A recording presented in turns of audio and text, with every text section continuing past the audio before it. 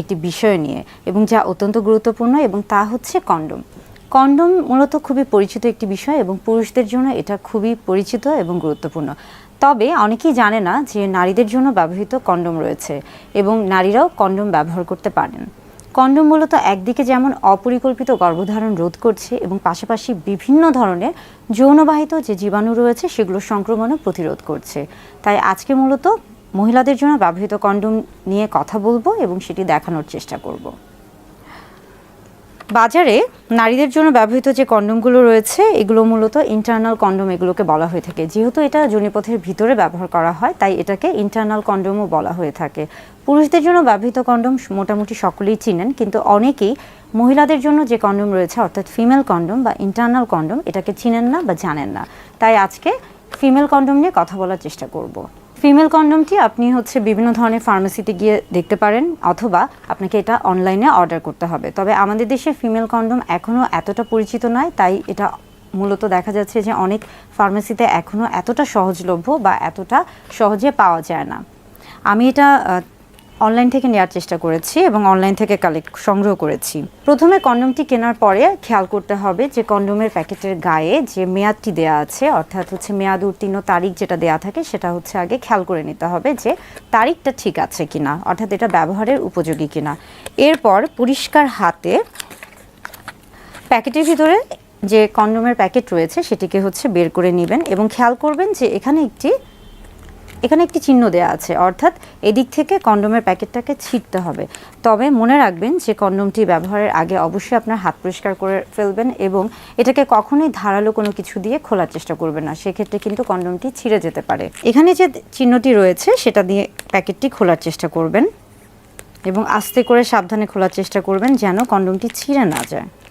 মহিলাদের জন্য ব্যবহৃত যে কন্ডোমটি রয়েছে এটা মহিলাদের জন্য ব্যবহৃত কন্ডোম বা ইন্টারনাল কন্ডোম এটাকে বলা হয়ে থাকে। এটার মূলত দুটো প্রান্ত থাকে, একটি ভিতরের এবং এই অংশটি যেটা খোলা অংশ এটি মূলত বাহিরে থাকে। যে অংশটি ভিতরে যোনিপথের ভিতরে প্রবেশ করাতে হবে এখানে একটি রিংয়ের মতো একটা গোল একটা রিং দেখা যাচ্ছে। এটাকে আস্তে করে কিছুটা ভাঁজ করে নিতে হবে।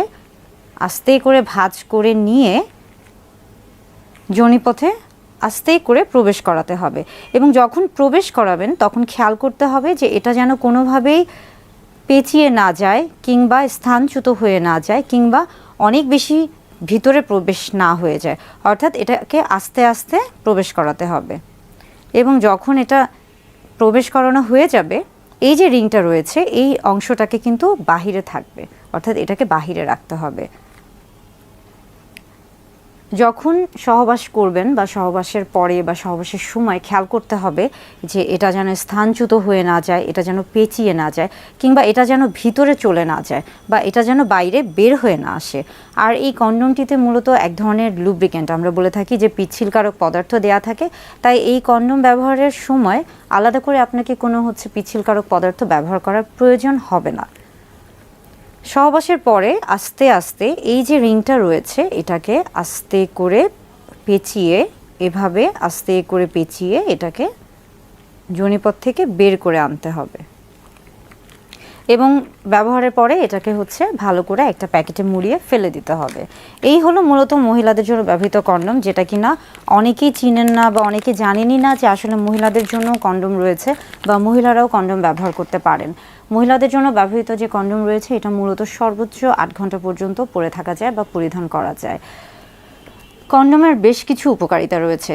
কন্ডোম যেমন জন্ম নিয়ন্ত্রক পদ্ধতি হিসেবে কাজ করে থাকে, একমাত্র কন্ডোমই কিন্তু একই সাথে যেমন জন্ম নিয়ন্ত্রক পদ্ধতি হিসেবে কাজ করে থাকে তেমনি পাশাপাশি এটা কিন্তু বিভিন্ন ধরনের যৌনবাহিত যে জীবাণুগুলো রয়েছে সেগুলো থেকে কিন্তু আপনাকে প্রতিরোধ ক্ষমতা দিচ্ছে, অর্থাৎ সেগুলো থেকে আপনার শরীরকে রক্ষা করছে বা সুরক্ষিত রাখছে। তাই কন্ডোম নারী পুরুষ উভয়ে ব্যবহার করতে পারবেন এবং সবসময় খেয়াল রাখতে হবে যে একটা সুস্থ সুন্দর একটা স্বাভাবিক যৌন জীবনের জন্য অর্থাৎ নিরাপদ সহবাসের জন্য কন্ডোমের ব্যবহার করা গুরুত্বপূর্ণ বা একটি নিরাপদ সহবাসের জন্য কন্ডোম